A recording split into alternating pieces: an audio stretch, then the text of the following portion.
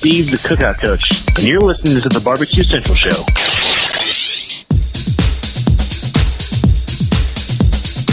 Happy to have you aboard here for the really big barbecue show. Boing. We cook because we have to, and we grill because we want to. Hit me. Fine, how's it going? You have a great show. I'm a big fan. Boing. So what seems to be the problem here? This man looks like he's dead and he's in the crackle. Charbono! It's all about the charbono, dude! Succulent fish. What? He ate 54 wieners. But listen, Lavernius, shut your face. I'm shaking like a dog shit peach seeds. We have top men working on it right now. Top men.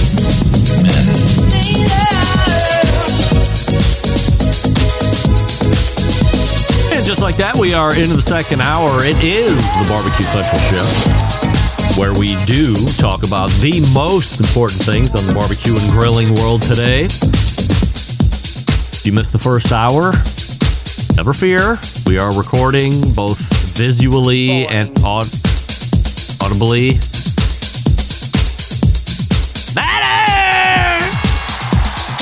Maddie was nominated for the Barbecue Central Show's Guest Hall of Fame this year. How about that? Didn't make it in. But she was nominated, and I believe John Solberg was the one that said, not this year, honey. You can't go in before this person or that person. But she was nominated.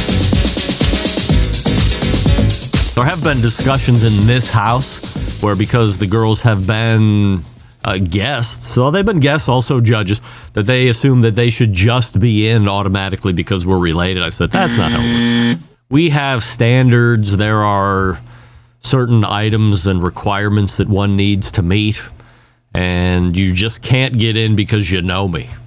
They're like, yeah, well, we just don't know you. You're our dad. I said, yes, but still no. Still no.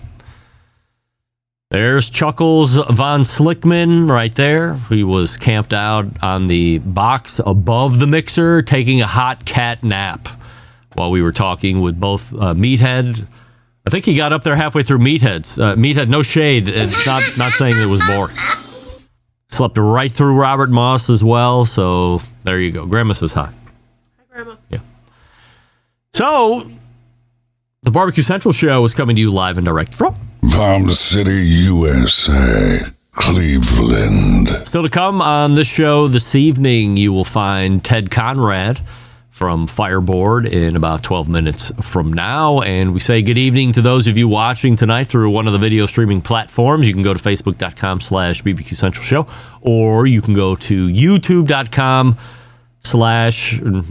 is that right? youtube.com/@BBQ Central Show, where we have a new YouTube poll, question of the week, and I was just reviewing it not 2 minutes ago. And the question is this. We're asking everybody watching on YouTube, including all guests, would you rather have no eyebrows or would you rather have an extra finger? Would you believe it if I told you we are now at deadlock? Hey, everybody, can I trouble you for a yeah? Believe it or not, Maggie, we are at 50-50, or as I would say, 50-50. That's right.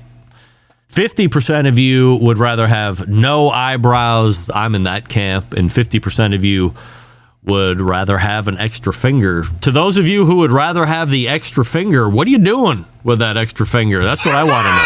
Can I get 2 middle fingers? Is that possible? Could at least tape those together. They're going to be a little wider than the normal, so you're still going to have to figure out a custom glove of some sort, or maybe that's where the mitten comes into play, a little easier to use that. But for the folks that want the extra finger, why do you want the extra finger?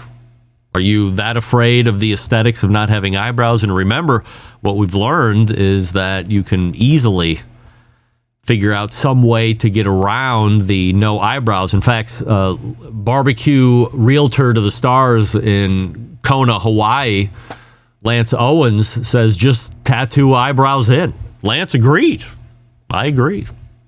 Easy way to do it, or like I said, if you could be related to and or be friends with and or know a very high level, perhaps mediocre cosmetologist, and they can pencil on eyebrows right on your face. So 50-50 for now. We'll see how it goes the rest of the hour. Coming up on the best moments of the Barbecue Central show in 10 minutes or less. This coming Friday, episode 411, taking you to March 23rd of 2010. So almost 16 years ago. What did we have? Well, we had a pork butt competition roundtable. That's right.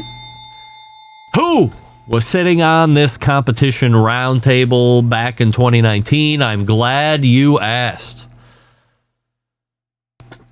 As I'm getting to work through these files in advance and listen to who I've had on this show, and 2010, I would say, 15 years ago, competition heavy show. Because we're bringing in the 2009 folks as they finished out that season and then got early into 2010 as we started doing these barbecue roundtable shows. I mean, these were stars of the day. And I often find myself questioning as I'm going back over the last handful of weeks and listening to these in advance, how many people would even know the names that I'm going to mention that are sitting on the dais of the ribs roundtable, or in this instance, the pork butt roundtable, or the brisket roundtable? Well, let's see. Does anybody know this? Number 7 in 2009, KCBS pork butt, Dave Bosca, Butcher Barbecue. Anybody heard of him? That one, okay. Longtime friend of the show, a longtime sponsor of the show as well, was Butcher Barbecue. So Dave Bosca, I'm pretty sure everybody knows. But this is where it gets weird. How about this one? Number 5 back in 2009, KCBS, in the pork butt category. Pitmaster of theslabs.com, the barbecue pimp, Kyle Laval. Oh, anybody? Anybody remember Kyle Laval? Nicknamed the barbecue pimp. That's not me just throwing out adjectives. That was his nickname.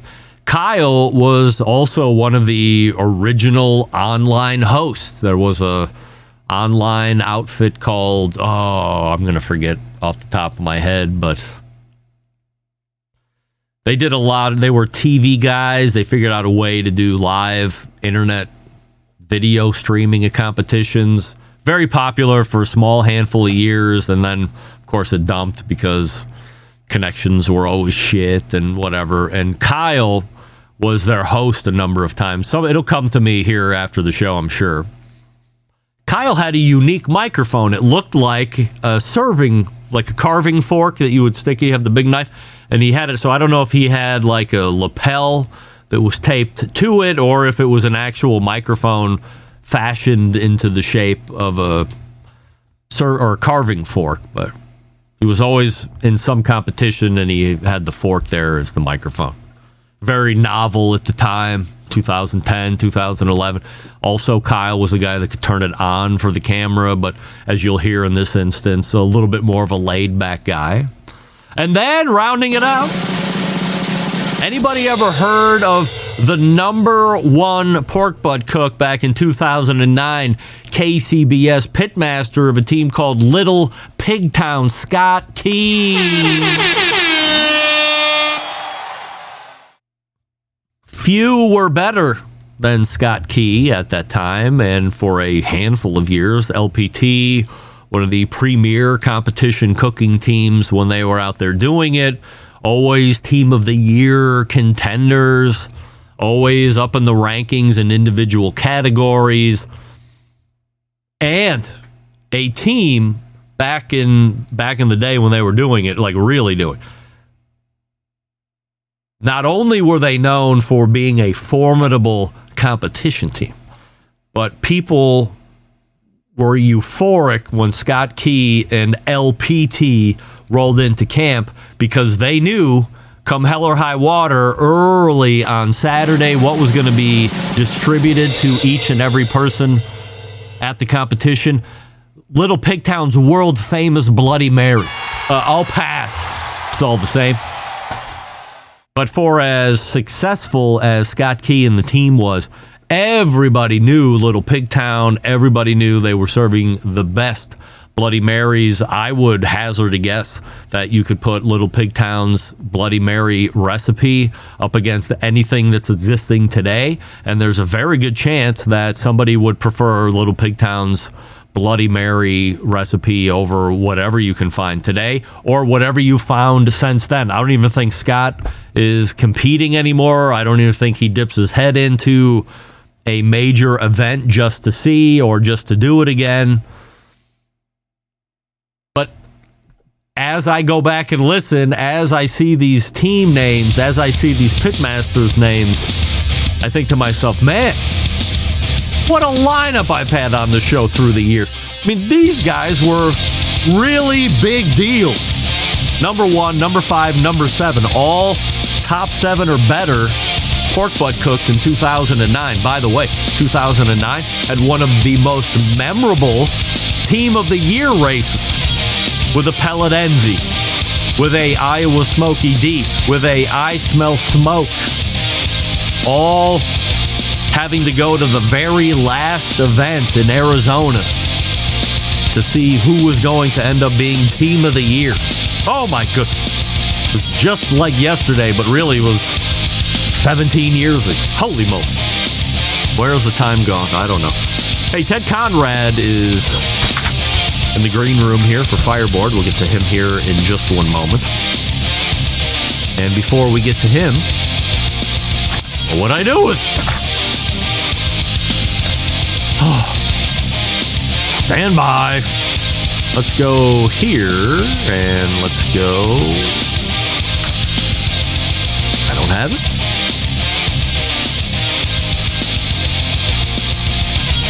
Huh. I must have it. Let's go to this one. I feel like this is not good. Yes, here we go. Hey, this holiday season, because it is the holiday season, so whoop-de-doo and dickory-dock. This holiday season, light up the holidays with Big Papa Smokers, from award-winning barbecue gift bundles to game-changing Green Mountain Grill and Mac pellet grills and the legendary Big Papa Drum Smoker. They've got the perfect gift to fire up every backyard. And right now, get $10 off your next order of $50 or more when you use the code REMPE at checkout. That's my last name, REMPE. Plus, for a limited time, every order comes with a free bottle of Big Papa's Cucaracha Rub. A little heat to spice up your holiday cheer. Visit BigPapaSmokers.com and light up the holiday with bold flavor, legendary gear, and gifts that smoke the competition. Offer valid now through December 31st. You only have 21 days left. Hurry! Don't you need to save $10 off your next order of $50 or more at BigPapaSmokers.com? Yes, you do. You need to save money. The more $50 you accumulate, the more $10 off you get. Again, the website, BigPapaSmokers.com, and the checkout code is REMPE, R-E-M-P-E, or should I say promo code, R-E-M-P-E, all one word, REMPE, at checkout for $10 off your next order of $50 or more, and your free bottle of Big Papa's Cucaracha. The best. All right, we're back with Ted Conrad right after this. Stick around, be right back. You're listening to the Barbecue Central Show. Howard Stern, Jim Rome, Dan Patrick, and Greg Rempe. The Mountain Rushmore of talk show entertainment. Now, let's get back to the Barbecue Central Show.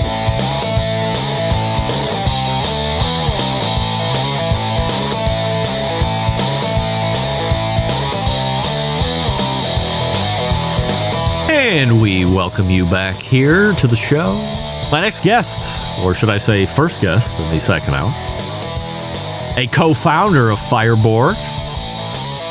Welcoming back our friend, direct from the Kansas Cities, Ted Conrad. Hey, Ted.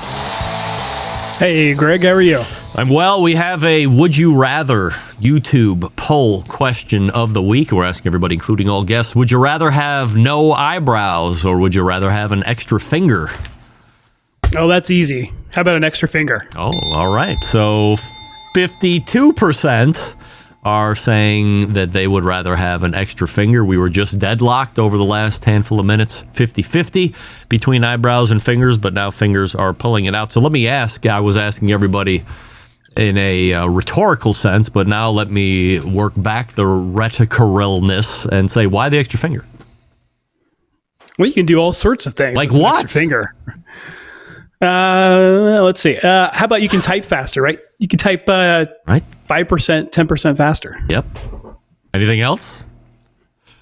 I'm not going to mention. I looked at it. You can give 2 middle fingers instead of 1. That's what I was hoping. If I was getting the extra finger, I would want the extra middle finger just so I can give it to somebody in stereo. But otherwise, I'm thinking, gloves become an issue. Potential mittens become an issue. Nitrile gloves when you're cooking become an issue. And it seemed like eyebrows made a little bit more sense to me. Now, I do have a cosmetologist in the house, so she can paint on my fierce eyebrows every morning before I go to work, and I can probably get away with it. But hey, that's just me, and if I can cover it up, I'm all about it. So here we are, Ted, at the end of 2025, a couple weeks left. So as you look back over this business year, how do things end up for Fireboard?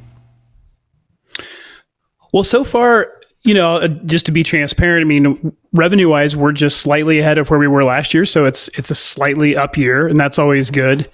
I'm always thankful for that when we can have a year where there's some positive growth. But I will say, I think 2025 for us has kind of been a rebuilding year. We kind of got hit over the side of the head with the tariffs, back in April, like a lot of people. So that sort of set us back several months. That was literally everything just kind of went on pause for a while.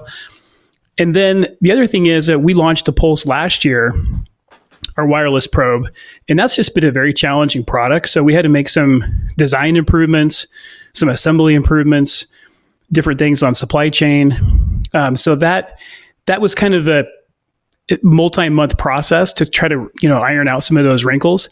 And then there's a couple products that we were working on most of this year, and we're basically just kind of now getting to the point where we can launch those.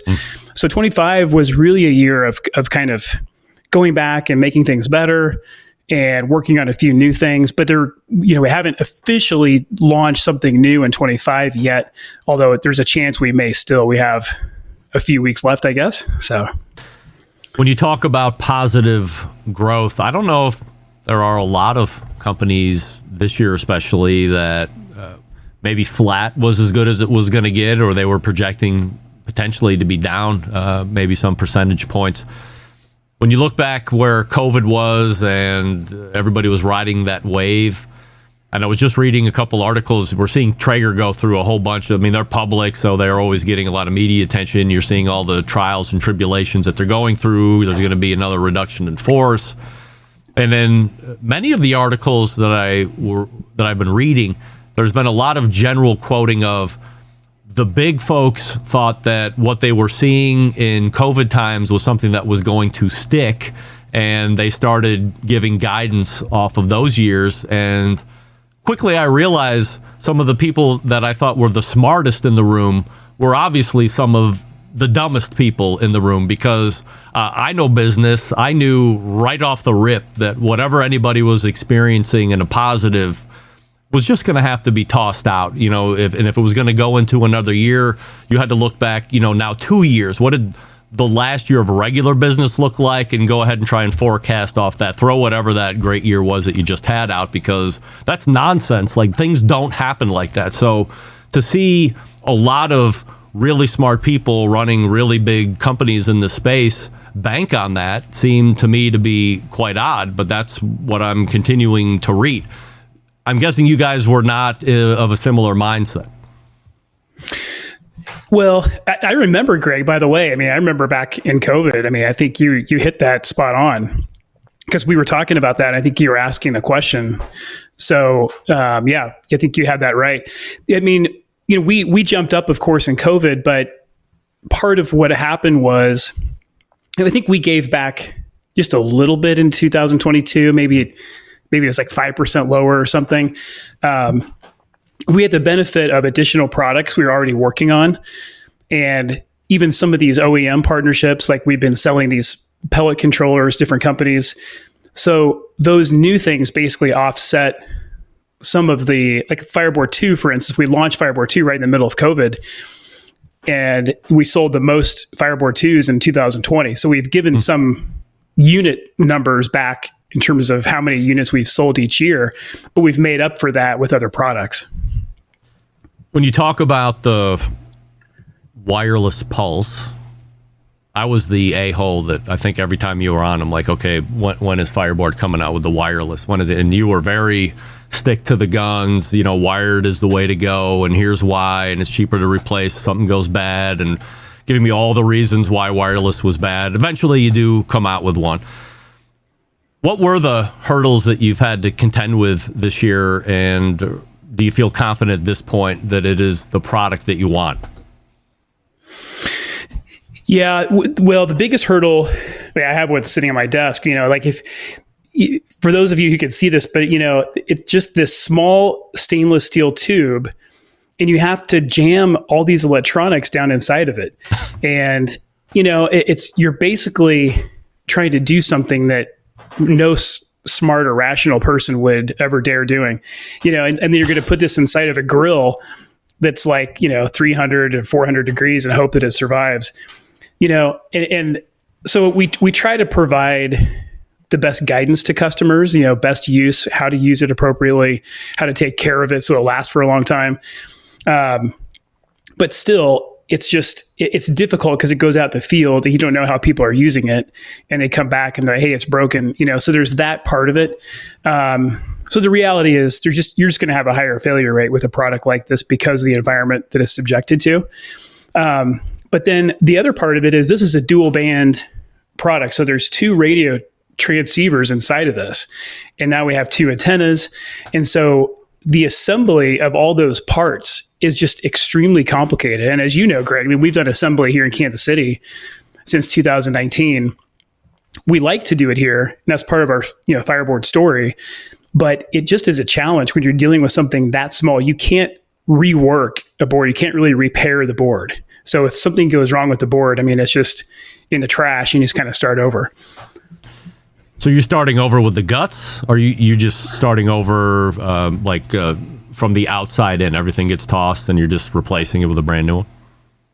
Yeah, you have to swap out the board, and essentially, pull the board out, throw it away, and just put a new board in. You're not going to repair the board. So, and that's unlike all of our other products, where if we find something, you replace a resistor or some small electrical component, and you can salvage the board, and you're good to go. How much did you try and match what some of the other folks were doing? I'm really only consider there to be like 2 other competitors in this space. So let's say a total of 3. So you have Fireboard, you have ThermalWorks, and then you have Combustion, really being the only 3 players in this game, to me at least. And I think Chris and ThermalWorks also tout, put it in, you throw it in boiling oil or hot oil if you want, to submerge it here, submerge it there. Is that something that you can do with the Pulse?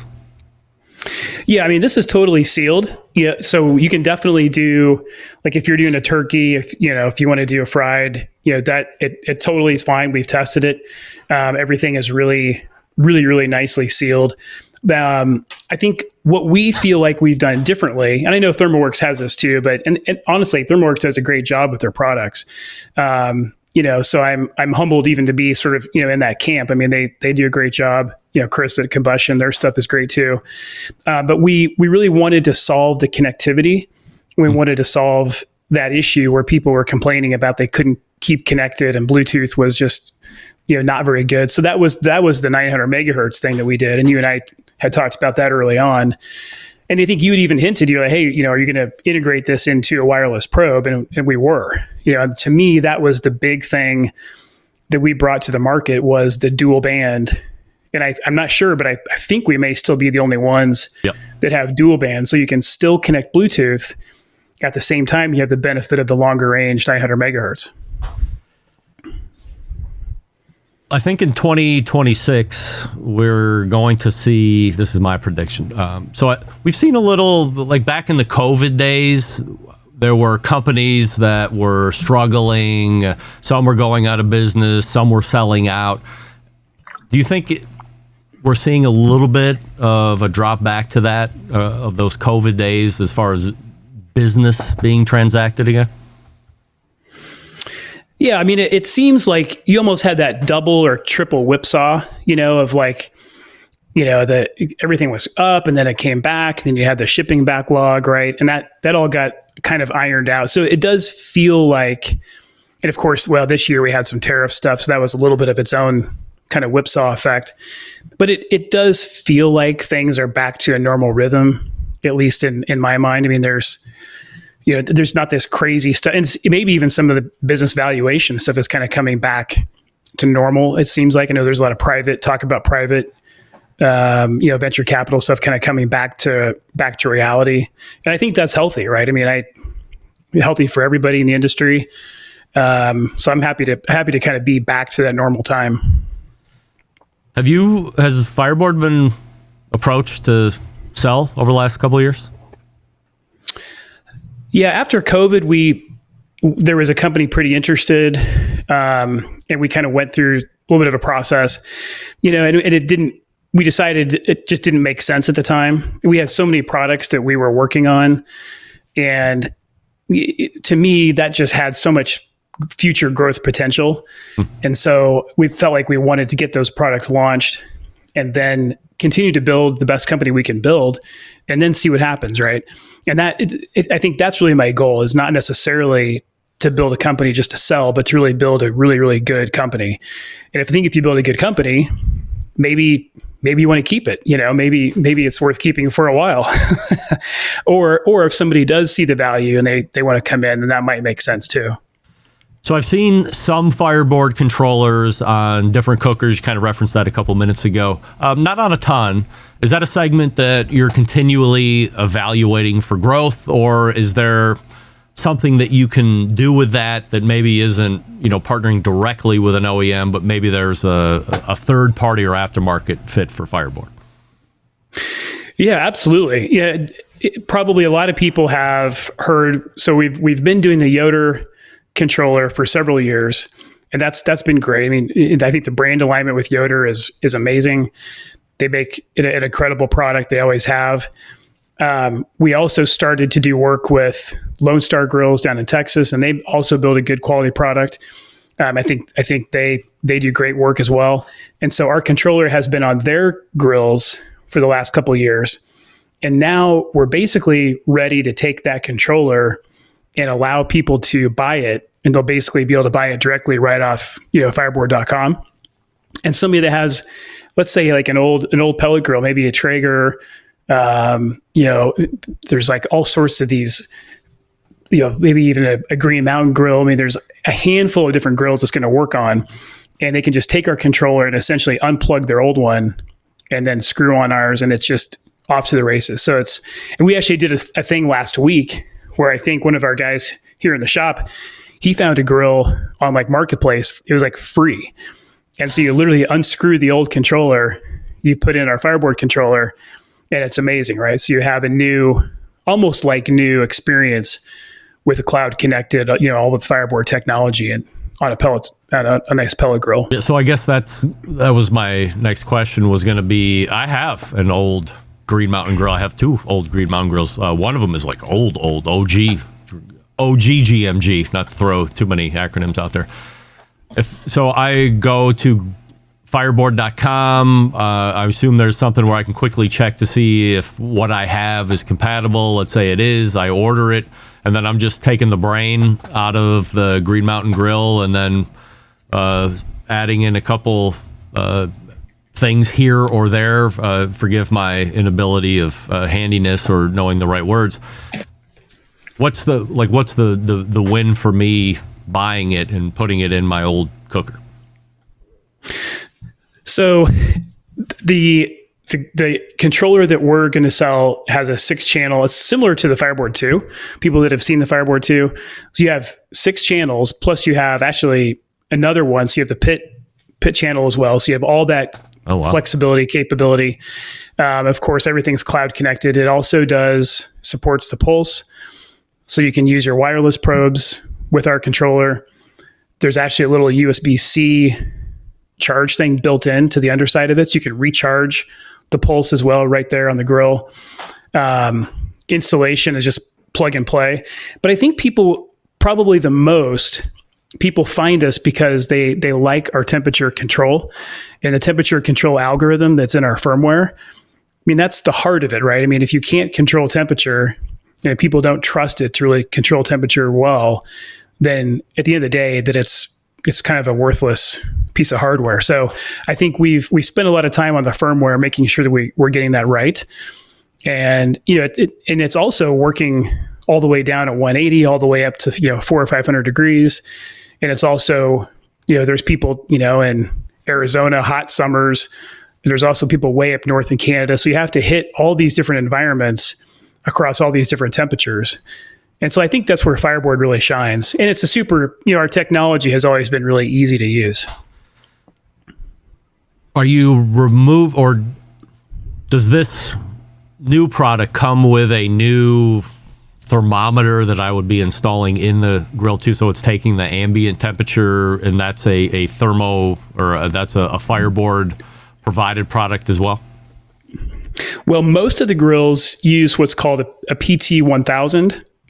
And a PT1000 is like they also called an RTD.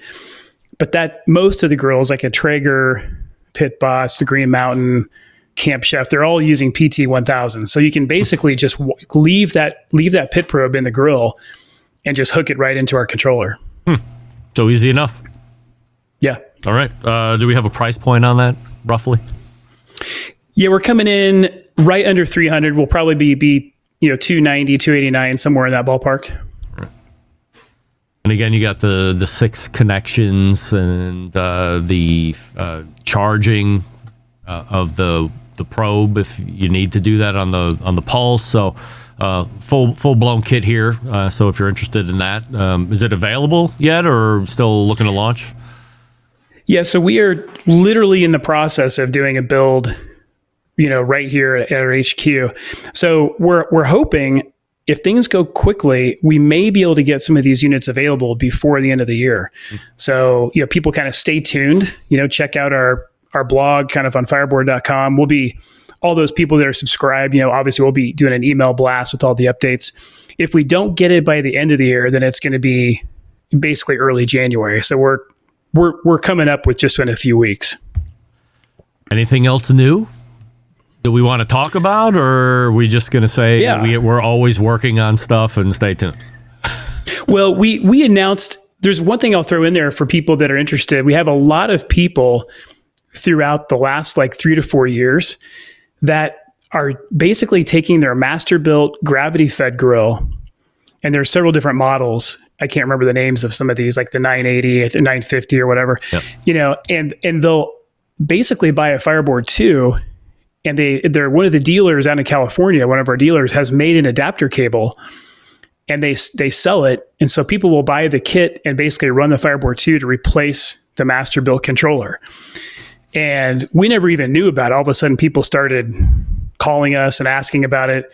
So we're like quasi supporting this product we didn't even make, right?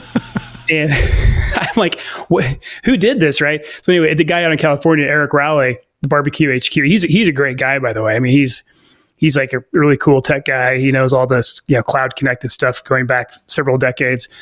And so he made this adapter cable. So to make a long story short, basically we're now finally going to sell an official retrofit controller for the master build. And that's very similar to the pellet controller, but instead of controlling the auger motor, it's just controlling the fan. So it's a lower voltage, and it's essentially just a variable speed output to control the fan. But it does a great job, and it's going to look really nice and sharp. And you'll be able just to plug in with our own little adapter right into the back of the master built. Have you ever approached Middleby and said, hey, we're seeing a lot of interest. People are going out of their way to buy a brand new Masterbuilt and put in our device right off the rip. Is this something that we should look at green lighting project-wise? Yeah, we have talked to them, and there's a little bit of an open dialogue. I think they've been working on a new controller at the same time. So when I had talked to them several months ago, they didn't really seem too interested.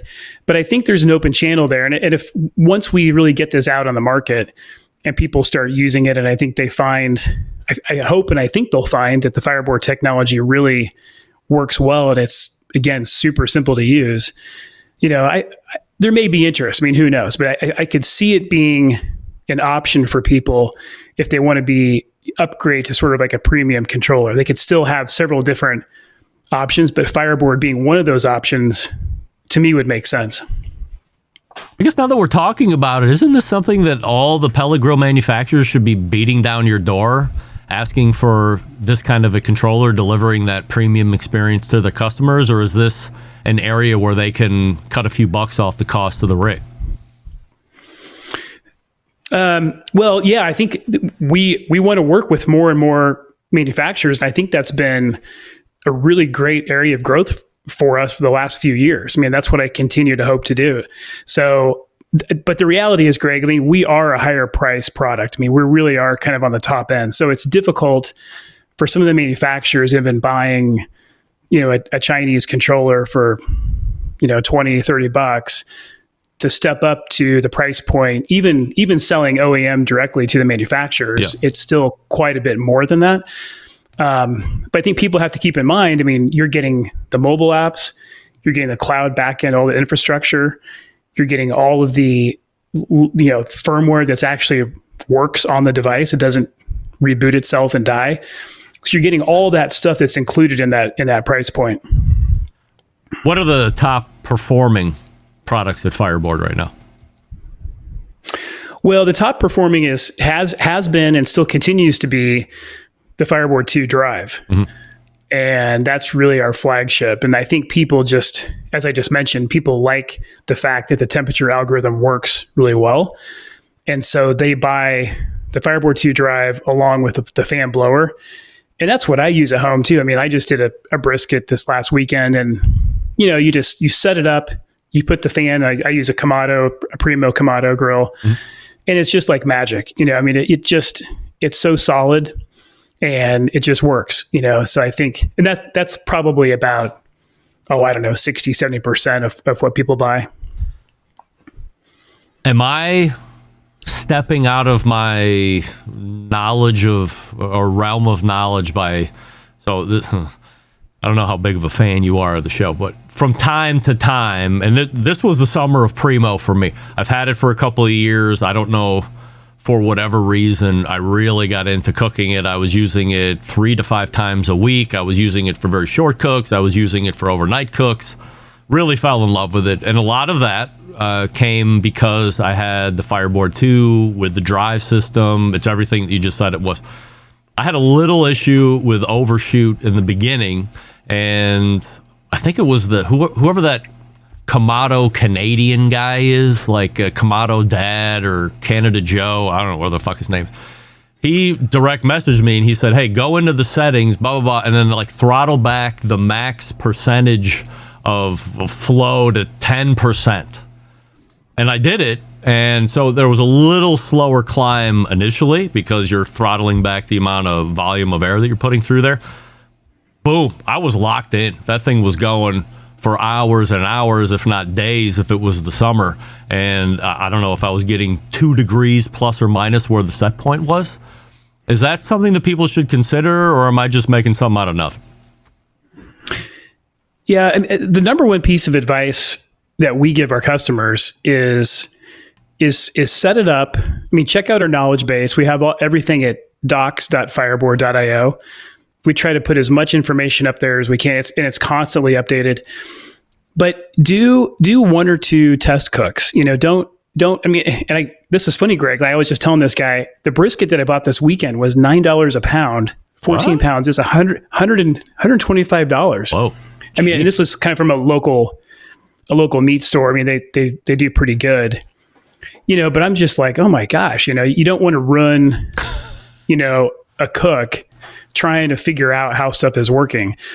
And the good news is, for the most part, you can set it up and it basically just works. But if you really want to be dialed in, I mean, just do 1 or 2 cooks. And like you said, I mean, you may need to adjust your vent settings a little bit. You may want to, set that max fan speed so it doesn't just blast a bunch of air in there. I think I have mine set to 30, 40% or something like that. But yeah, I mean, if you just do a test cook or 2, just to make sure things are dialed in, I mean, you should be perfect going forward. So we have the potential of 2 new products before the end of the year, maybe 1. So let's assume that maybe those don't make it to 2025. We're going to carry at least 2 new products into 26. Are there even more new products potentially in 26 aside from those 2 then? Oh yeah. Wow. Yeah. I mean, everything's kind of staggered out, like we kind of do this and then. Do you have the next 2 years of new products in the planning phases, or the next 5 years? Like, how far does it go out? I would say 2 or 2.5 years. Wow. Yeah. Yep. And are they in various stages of vetting, or like those are going to happen? Well, I would say for 26, I mean, the next 12, 18 months, those are locked in. Yeah. I think for that next, call it the next 18 months, whatever, in varying stages of like prototype, kind of like, hey, let's kick this around a little bit. And some of those, even the furthest out, are ideas that some of us have had here. We're kind of debating it internally, and they haven't been even really, don't have any early design concepts yet. This is basically just ideas for, hey, we want to do this, we want to do that, but we still need to make that decision for sure. But for the most part, we know the next 2.5 years, we've got a pretty full product pipeline. It seems like we're on the bleeding edge of technology and barbecue, technology and cooking. In the next 2 years, like, what could we possibly be thinking that would be new, that would just shake our lives? I thought wireless probes was something that was always going to be a better concept than when the rubber meets the road, it kind of shits the bed. We had a little bit of that up front, but I think we're well past that now. That's kind of a whole foundational shaking thing, having the wireless probe that actually works and can connect and you get distance. I can't even begin to think what can be more different and more groundbreaking than that in 2 years or 5 years from now. Like, what are you guys thinking of? What's zany? Well, I don't know, Greg. I mean, I'm kind of a tech guy, but I'm also kind of old school. I mean, I could sit here and say, well, hey, AI is going to take over everything, but AI is not going to cook your brisket. AI is not going to, cook your chicken on a rotisserie. I mean, I guess you could get a robot to do it or something, but Sear Grills is now being delivered to a backyard near you. Okay, that's all AI stuff? All AI, yeah. They won CES awards 2 years ago in Vegas when it originally came out, and 2 years later, it is $6,000 and being delivered to backyards at this point. But I haven't gotten my hands on it. Almost saw a test run of it, but everything you see from a video standpoint on their website, wow, it's magic. But I mean, were they going to tell you it sucks for $6,000? No, I mean, it's going to be the best thing ever. That's the only thing I see from an AI standpoint. I'm with you. I'm a little more old school. I am 50, so I question everything that has technology behind it. And I also want to be able to put my hands on it because that's just the way I came up. But I also understand that there's a different consumer out there that's 25 years old and up that might not want to have anything to do with that, but still reap the delicious rewards of a barbecue or grilled meal. Yeah, and I think my vision, I guess, for the company is we want to make really smart products to just solve simple problems, and doing something automated, AI, that doesn't sound like a simple problem. That sounds like a very complicated problem. I mean, to really make something where you sleep all day and you just wake up and there's a brisket, somehow magically it just appears. It's very complicated, right? But making a thermometer that just tells you temperature, or making a fan control system, temperature control system that just regulates temperature. I mean, that's relatively simple. What gets complicated is to do that in scale and also to manage manufacturing, all the supply chain, customer service, what have you, really build a business around it where you can support people and you can support new products going into that pipeline and that business. That's where, the business gets complicated, but the products to me have to keep relatively simple in terms of what they're trying to do. And then our goal is just to make those products work extremely well. Like, we don't want people to get frustrated. It keeps on rebooting, or just crashes and dies. That's a terrible experience. So I guess that's kind of where I come back to the old school. It's like, I just want the piece of hardware that you buy to really work extremely well. The website is fireboard.com. If you are not a customer yet, you should tell whoever your significant other is. Please go to fireboard.com and buy me everything that they have there, if not two of everything, because you definitely need it in your life, and you will thank me later. This is Ted Conrad. Ted, always appreciate the time, the long-time support of the show, your friendship, and all the insights that you're able to give us here every time you come on. Continued success. Have a great rest of 2025, and we'll talk to you next year. Thank you, Greg. Happy New Year. Happy New Year to you. Yeah, I was that guy that just said we'll see you next year, right? Yeah. You hate me. You hate me. What is going on with these cats tonight? Oh my God, they are just killing me. I'm sitting here. I am a dead duck.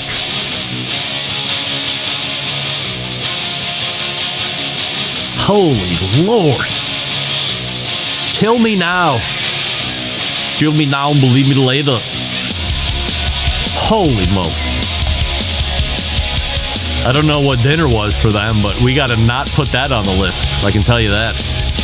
Hey, step into the world of McAuliffe cigars, where each blend is a chapter of a grand tale of craftsmanship and passion. The portfolio, a symphony of flavors, each note carefully composed to create an unforgettable Nicaraguan smoking experience. For instance, the Color Series, the McAuliffe Black, crowned the 2023 Cigar of the Year by the Cigar Authority. This blend, a masterpiece of rich, bold flavors. I call it the essence of Nicaragua. Then you have McAuliffe Blue, a harmonious blend that dances on the palate with elegance and depth. How about the McAuliffe Red, one of my favorites, a vibrant expression. Flavor, capturing the spirit of adventure. Then, of course, you have the purple. Now you have the green with a Matafina wrapper. Oh, it's delicious. Visit McAuliffeCigars.com. Use the locator to find a retailer near you. Or, if you're going to see me in person, just tell me to bring some with me, and I'll drop them off. Some free samples just for you. McAuliffe Cigars, McAuliffe spelled MICALLEF. That's McAuliffeCigars.com. And we're back to wrap the show right after this. Stick around. We'll be right back. You're listening to the Barbecue Central Show.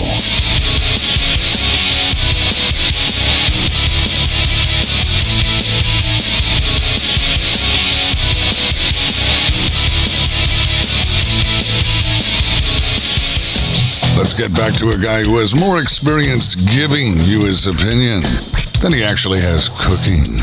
Once again, here's your host, Greg Rempe.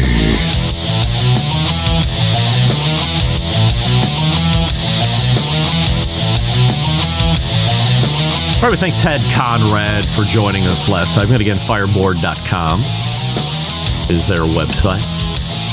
Backyard Smoke Master BBQ, $9 a pound for brisket. Wow, I heard that. Cheapsters. Like, it used to be way cheaper than that, right? Wasn't it $4 or $5 a pound back in the day? None of this nonsense. Paying $15, $16, $27 a pound, depending on what kind of grade brisket that you're getting. I mean, give me a break. That's crazy. All right, let's go ahead and get out of here. All the way back in the first hour, it was a meathead explaining the most important things to you that you're getting wrong, that your influencer people are telling you that is wrong. Here's what I learned. Don't do the raw milk.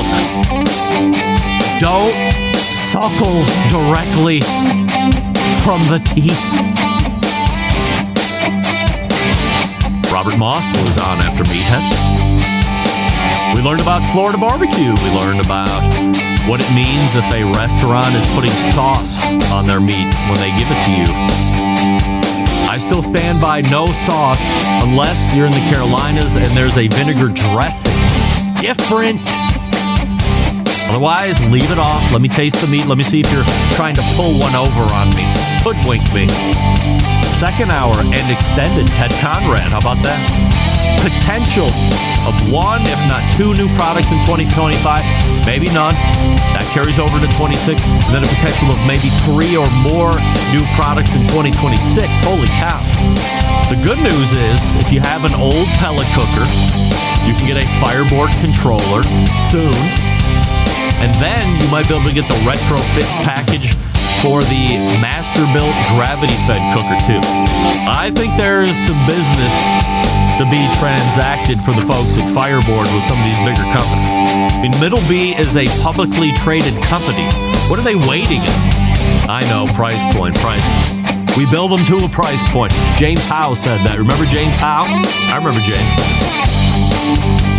All right, big show playing for you next week. We'll be into week 3, I believe. We have a Daniel Vaughn interview coming up in week 3 as we're getting ready to turn out the year. We'll be at December 16th a week from now, 1 week before the Christmas week. So, how do I always leave you? September 11th, 2001. I will never forget. Until we meet again next Tuesday at 9 p.m. Eastern. This is your program host and proud U.S. American, Greg Rempe, saying, "Oh, this is nice! Ooh, this is nice!